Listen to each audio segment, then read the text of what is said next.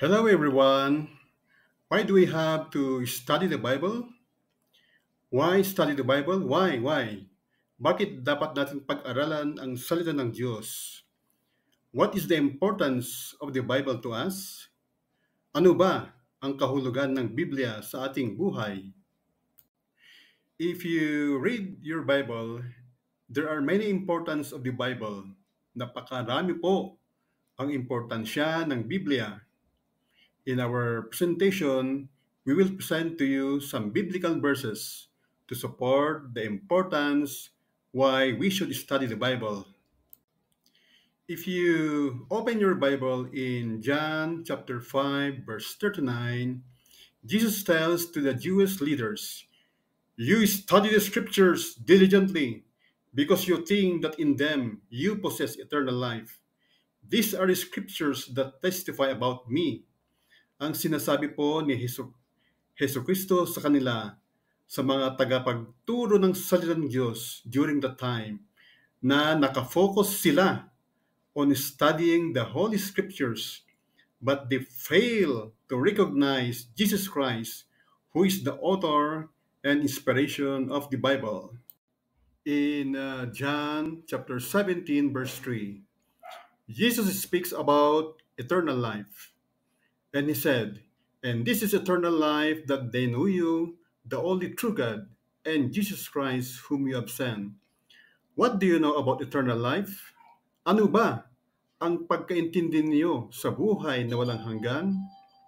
Sa bersikulo na ito, pinadala ng Diyos ang kanyang anak na si Heso Kristo as God in the flesh para ipaalam sa mga nakikinig sa kanya tungkol sa buhay na walang hanggan or everlasting life. As mentioned in John chapter 1 verses 1 to 4, si Heso Kristo ang the Word of God. Open your Bible and let's read the following verses.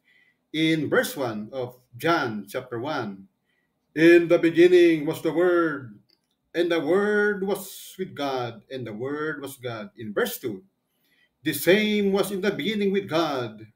And verse 3, "All things were made by Him." Who is Him? Jesus Christ. "And without Him was not anything made that was made." In verse 4, "In Him," meaning Jesus Christ, "was life, and the life was the light of men." Ibig sabihin po, ang salita ni Heso Kristo ang nagbibigay sa atin ng buhay at liwanag. To reiterate again the importance why we must study the Bible, uulitin natin na sasabihin sa inyo ang mga sumusunod. Number 1, as mentioned in John chapter 5 in verse 39, the Bible shall lead us to eternal life. Ang Biblia po ang magdadala sa atin sa buhay na walang hanggan. Number 2, through Bible study, we shall know that the true God and Jesus Christ ang tunay na Diyos, as mentioned in John chapter 17 in verse 3. And as mentioned again in John chapter 1 verses 1 to 4, malalaman natin na ang Diyos ang buhay at liwanag. Ano naman ang mangyayari sa atin if we do not study the Bible? We shall be kept in the dark. Nasa kadiliman tayo, as mentioned in Matthew chapter 22 in verse 29. Speaking to the religious leaders o tagapagturo during His first coming, Jesus replied, ano ang sinabi ni Yesu Kristo sa kanila? "You are in error because you do not know the scriptures or the power of God."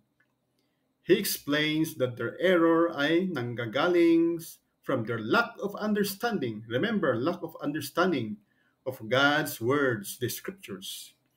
Hindi nila naiintindihan ang salita ng Diyos, kaya nagkakamali sila. Is that happening to us today? Sana hindi tayo nagkakamali sa ating pagtuturo ng salita ng Diyos. Kaya importante ang mag-aral ng salita ng Diyos. There are two types of believers of God. May dalawang klase na Kristiyano. Ang una, true believers. Sila po yung who does the will of God, and they shall of course enter heaven. At yung pangalawa, the false believers are those who does not do the will of God. Ibig sabihin, sila yung Christians in name only.